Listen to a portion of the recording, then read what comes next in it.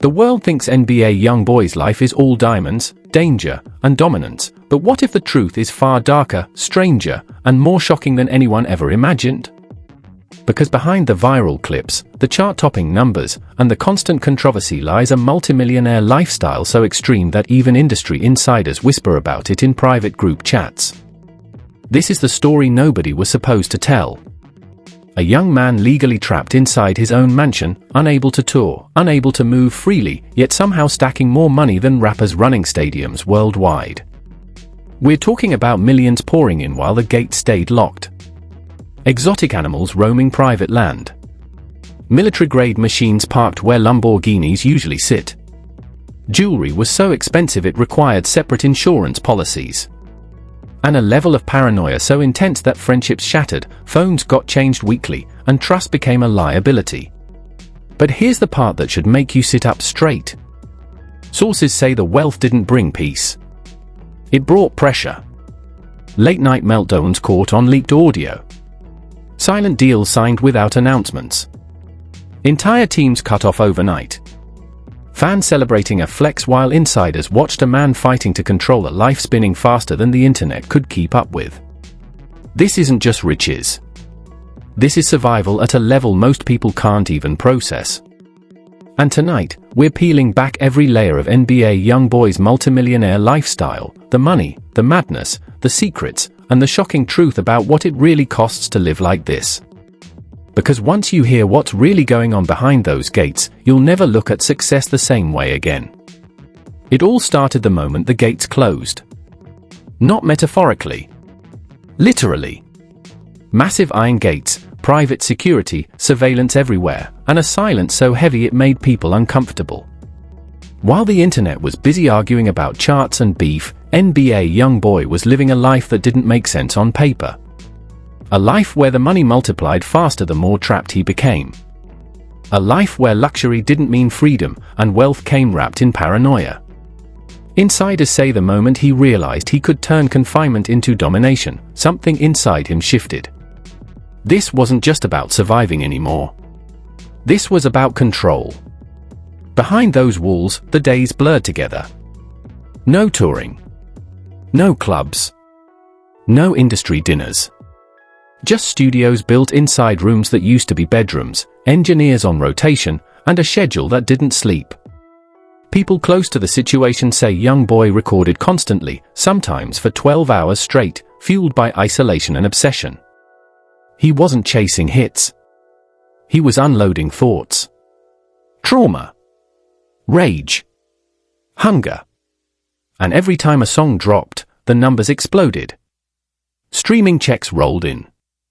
YouTube views stacked up. Deals came through email, not meetings. While other artists complained about burnout, Youngboy was creating an assembly line of content from inside a mansion he couldn't leave. Money started moving differently. Quietly.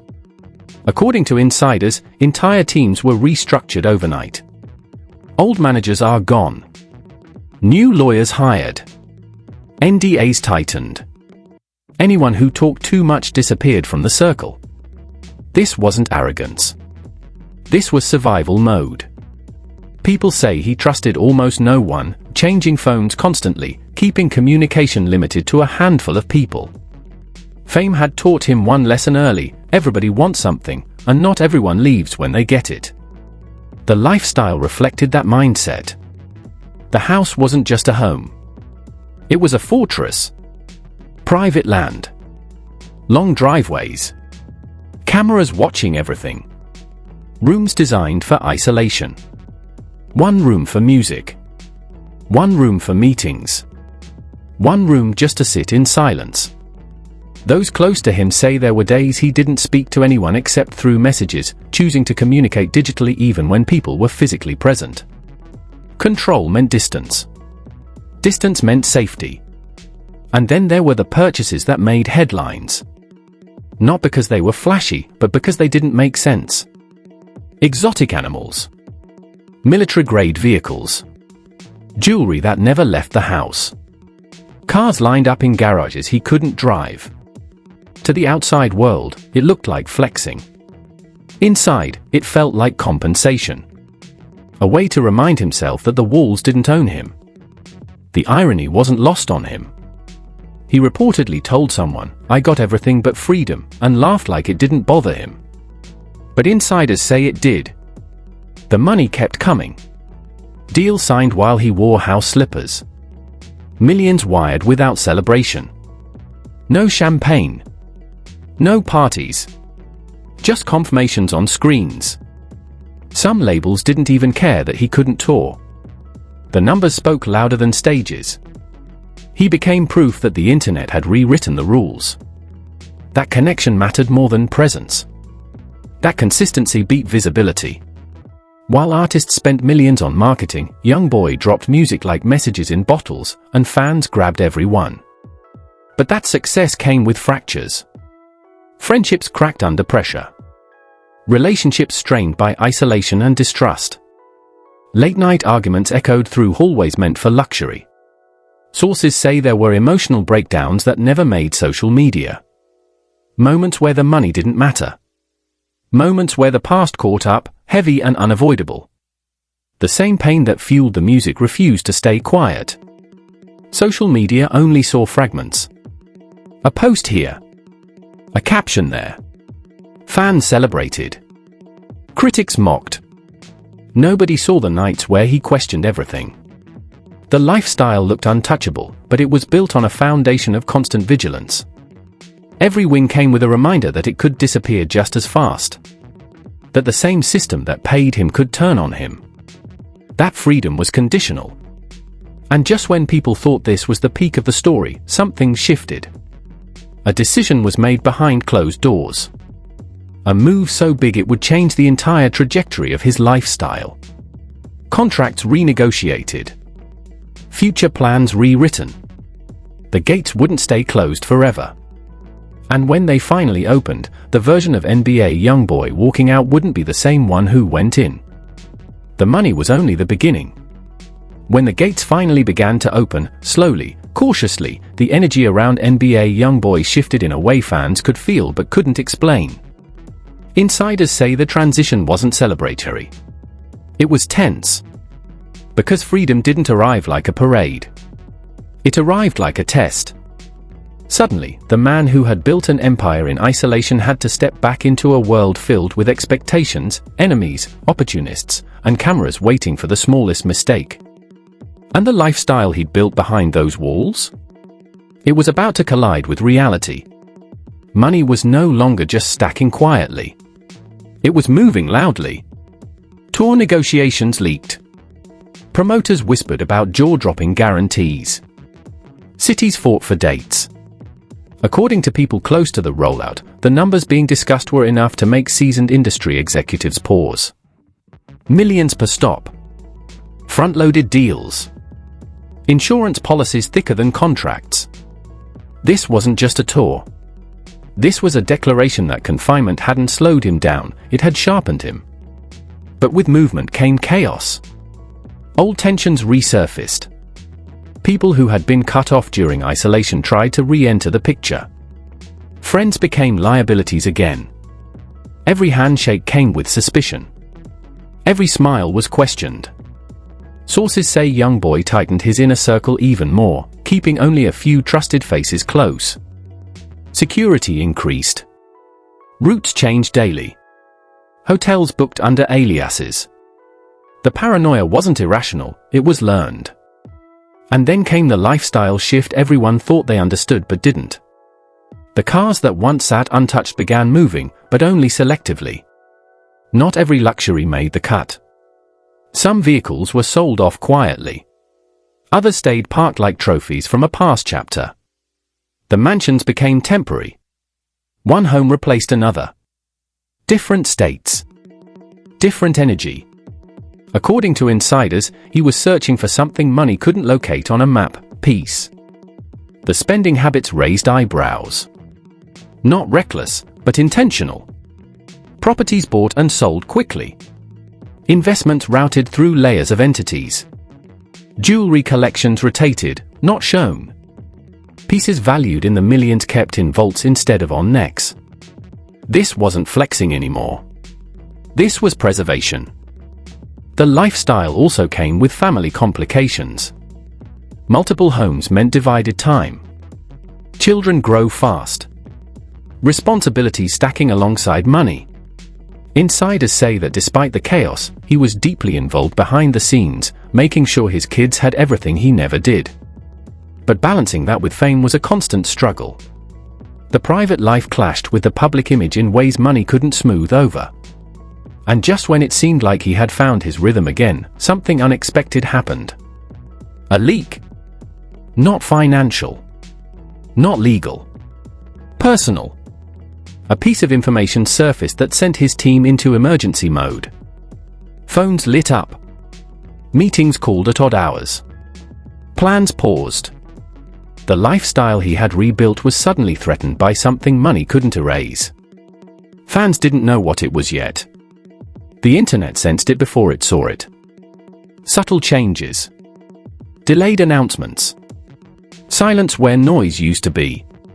And behind the scenes, NBA Youngboy was making another decision, one that would determine whether this multimillionaire lifestyle would finally bring peace, or drag him into an even darker chapter. The silence didn't last long, but when it broke, it shattered expectations. Because the truth about NBA Youngboy's multimillionaire lifestyle isn't just about money, mansions, or power, it's about what that lifestyle costs when the lights shut off and the crowd disappears.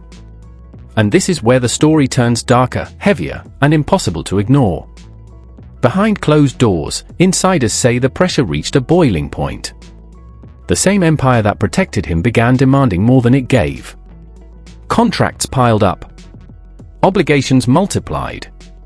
People who once waited outside the gates now wanted access again, old associates, distant relatives, industry friends suddenly remembering his number.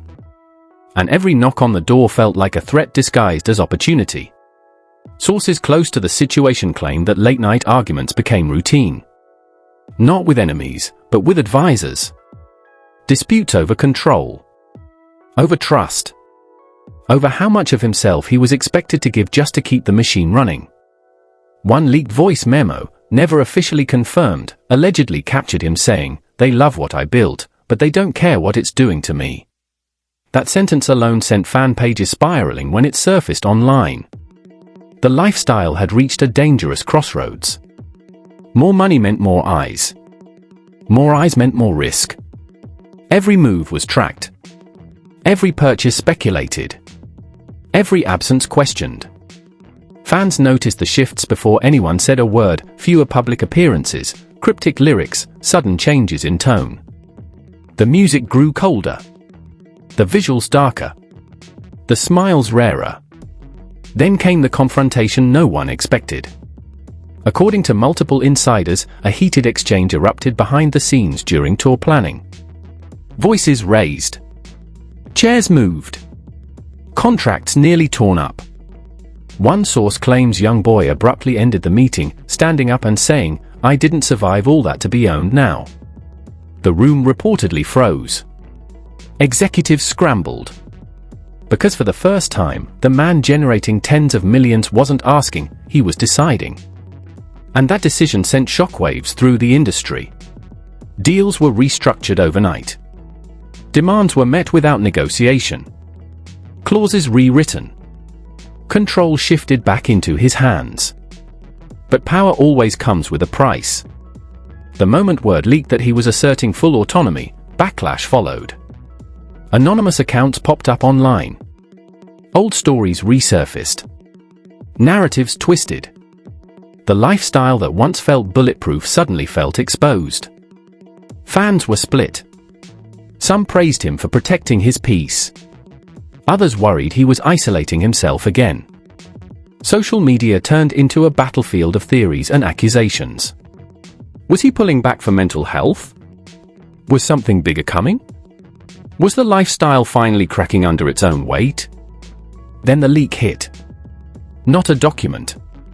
Not a contract. A recording. A short, distorted clip began circulating in private circles before making its way to blogs. In it, a voice, allegedly his, said, "I don't feel safe nowhere." 3 seconds. That was all it took. 3 seconds to ignite panic, sympathy, and speculation. Was it real? Was it taken out of context? His team refused to comment. The silence only made it louder. Behind the scenes, security was ramped up again. Locations changed last minute. Appearances cancelled without explanation. Insiders say he retreated not into isolation, but into strategy. This wasn't fear. It was calculation. He had learned that survival at this level wasn't about being seen, it was about controlling what couldn't be touched. The lifestyle adjusted accordingly. Luxury became quieter. No more flashy reveals. No more spontaneous flexes. Cars moved at night. Jewelry stayed locked away. Properties were rotated like chess pieces. Money flowed into assets that didn't scream for attention. Farms. Land.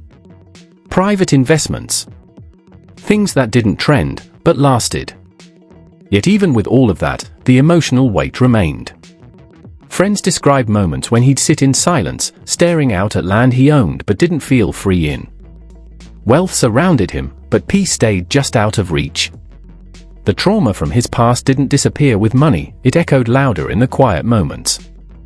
The lifestyle protected his body, but his mind was still at war. And just when fans thought he might step back entirely, he did the opposite. Without warning, a new project surfaced. No rollout. No announcement. Just a title that hit like a warning shot. The music was raw. Unfiltered. Less about flexing, more about survival. Lyrics hinted at betrayal. At paranoia. At realizing that success doesn't erase pain, it magnifies it. Fans dissected every line like scripture, convinced he was telling them something he couldn't say out loud. The response was instant. Streams exploded. Conversations shifted. The narrative changed from "look how rich he is" to "is he okay?" And that's when the lifestyle revealed its final twist. According to someone close to the inner circle, Youngboy had been planning something quietly for months. Something that had nothing to do with charts or tours. Something personal. Strategic. Permanent. A move that would redefine how he lived, how he moved, and how much of himself the world would ever get again. Details are scarce. But one thing is clear. The multimillionaire lifestyle that once looked untouchable is evolving into something colder, more controlled, and far more dangerous to underestimate. Because this isn't a man chasing money anymore. This is a man protecting survival at a level most people will never understand. And if the whispers are true, the next move won't just shock fans, it will change everything they thought they knew about NBA Youngboy forever. If you made it this far, understand this clearly, you're already deeper into this story than most people will ever be. And that's exactly why you can't stop here. What we just uncovered isn't just about money, fame, or flexing. It's about power, survival, and the kind of pressure that breaks people in silence. And the truth is, this story is still unfolding in real time. Every hour, new details surface. New leaks appear. New whispers start circulating in places the public never sees. And the people who stay tapped in are the ones who catch the truth before it gets cleaned up, rewritten, or buried. If you leave now, you miss what comes next. And trust me, what's coming next is bigger, darker, and way more shocking than anything we've already exposed. So don't just watch. Get involved. Hit that like button so this story keeps getting pushed instead of suppressed. Drop your thoughts in the comments. Do you think this lifestyle is protection, or is it a prison disguised as success? Your voice matters here, because this conversation is far from over. And most importantly, subscribe and turn on notifications right now. Not later. Not after the next video drops. Right now. Because when the next piece of this story breaks, and it will, you don't want to hear about it secondhand. You want to be here when it happens. Stay locked in. Stay ahead. Because this isn't just content anymore, it's a countdown.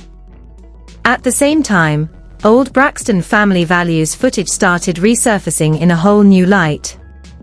Fans re-watched scenes where Tamar joked about paying for things. Moments where she brushed off comments about helping everyone out. Arguments emphasizing how she was doing the most. What once looked like humor now looked like foreshadowing. The internet turned forensic. TikTok creators broke down episode timelines. Twitter threads mapped out moments where Tawanda mentioned money struggles alongside Tamar's career highs. YouTube panels debated whether the family ever truly respected Tamar's boundaries, or just tolerated them because the checks cleared. And with every clip, the public sentiment shifted further in Tamar's favor. Then came the most chilling development yet. A source close to the situation claims Tamar was warned, explicitly, that if she didn't drop the lawsuit, family secrets would start leaking about her. Not financial ones. Personal ones. Deep ones. The kind designed to distract, discredit, and destabilize. According to this source, Tamar's response was simple: "I'm not afraid of the truth anymore." That line spread like wildfire. Because if that's true, it means Tamar knows something is coming.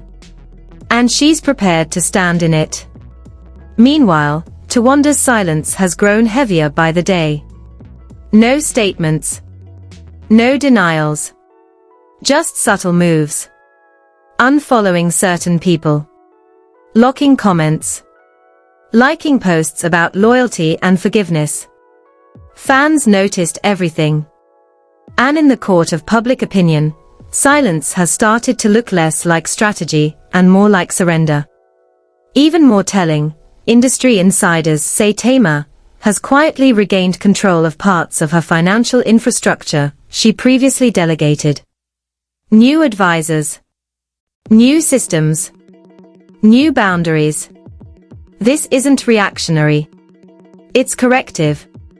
As if she's closing doors she never realized were wide open. And then, late one night, Tamar posted again. Just 2 words this time. Paper trails. Nothing else. Within minutes, blogs exploded. Lawyers on Twitter weighed in. Fans speculated wildly. Paper trails meant documentation. Proof. Chronology. Intent.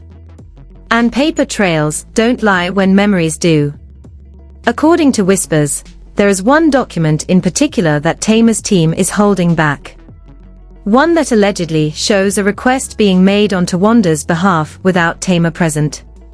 If that document is authenticated, it could completely shift the legal framing from family dispute to institutional failure. And that's when things get dangerous for more than just one sister.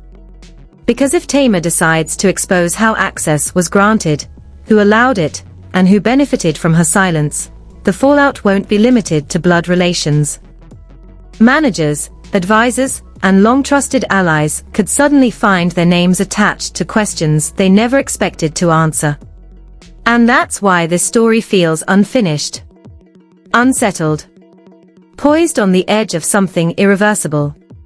This isn't just a lawsuit anymore. It's a reckoning. A reckoning with the idea that family loyalty should override personal safety. A reckoning with the expectation that the strongest person in the room should always pay the price. A reckoning Tamar seems finally ready to let the world witness. Because if that final document drops, if that paper trail goes public, this won't end with repayment or apologies. It will end with exposure. And once that door opens, there is no closing it again. Before you scroll, before you click away, understand this: stories like this don't unfold twice. This is one of those moments where the truth is cracking in real time, where silence is louder than statements, and where the next leak could change everything we think we know about the Braxton family forever. Tamar didn't just file paperwork. She lit a fuse. And that fuse is still burning. If you've been watching this story develop, if you've ever felt used by someone who shared your last name, if you've ever been told to keep the peace while someone emptied your pockets and your spirit, then this isn't just celebrity drama. This is personal. And the